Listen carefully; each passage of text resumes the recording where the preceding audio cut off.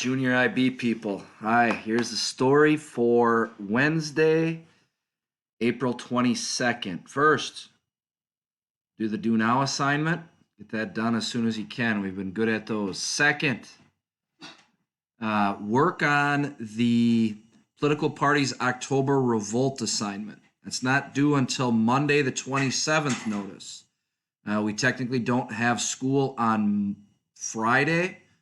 So you've got some extra time to either get caught up or do some extra credit. That film, Nicholas and Alexandra, is available to you in 4 parts in the resources folder, and the questions are available in the assignments folder. And then also, if you would like to work ahead, the next assignment after, called Building the One Party State, is available to you, and the resources are there as well. Do take some time and look at some of the things in the resources folder, and that's really all I have for you today. So if you have any questions, please ask. I'll get to your second attempts on the tests this weekend probably.